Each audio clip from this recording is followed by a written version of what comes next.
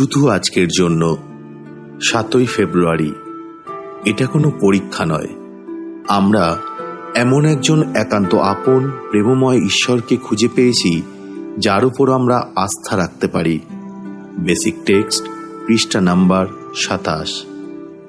আমাদের মধ্যে কয়েকজন এই ধারণা নিয়ে রিকভারিতে এসেছিলাম যে জীবনের সমস্ত কঠিন দিকগুলি হল আসলে একটি ধারাবাহিক পরীক্ষার সারির মতো, যে পরীক্ষাগুলি আমাদেরকে কিছু না কিছু শেখানোর উদ্দেশ্যে পরিকল্পিত করা হয়। এই ধারণাটা আরো বেশি করে পোক্ত হয় যখন আমাদের জীবনে কোনো মর্মান্তিক ঘটনা ঘটে যায় আর আমরা কেঁদে কেটে বিলাপ করি, আমার উচ্চতর শক্তি আমার পরীক্ষা নিচ্ছেন।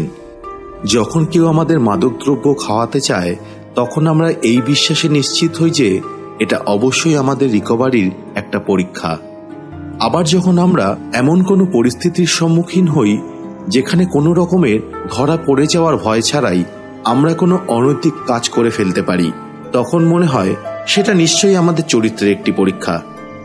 যখন জীবনের কোনো বিয়োগান্তক বা পীড়াদায়ক ঘটনা ঘটে আর যার জন্য আমরা তীব্র কষ্টে থাকি, তখন আমরা এই রকম চিন্তা করতে পারি যে এগুলি হয়তো আমাদের বিশ্বাসী পরীক্ষা।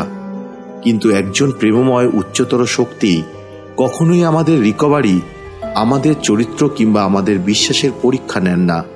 জীবন নিজের মতো আপন গতিতে এগিয়ে চলে, আর মাঝে মধ্যে জীবন আমাদের কষ্টও দেয়। আমাদের তরফে কোনো ভুলভ্রান্তি না থাকা সত্ত্বেও আমাদের অনেকেই আমাদের ভালোবাসাকে হারিয়েছি। আমরা অনেকেই পার্থিব্য সবকিছু হারিয়ে ফকির হয়ে গেছি। এমনকি আমাদের মধ্যে কয়েকজন নিজের সন্তান হারানোর বেদনাতেও কাতর হয়েছেন। কোনো কোনো সময় জীবন ভয়াবহ যন্ত্রণাদায়ক হয়ে উঠতে পারে, তবে এই যন্ত্রণা আমাদের উচ্চতর শক্তি আমাদের উপর চাপিয়ে দেন না।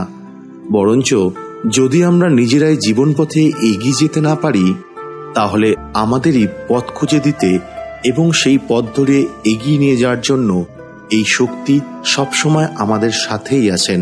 জীবন আমাদের এমন কোনো ক্ষতি করতে পারে না যার উপশম আমাদের উপলব্ধ ঈশ্বর করতে পারেন না।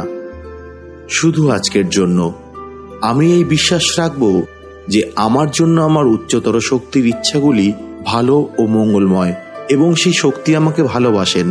আপৎকালে আমি আমার উচ্চতর শক্তির সাহায্য কামনা করব।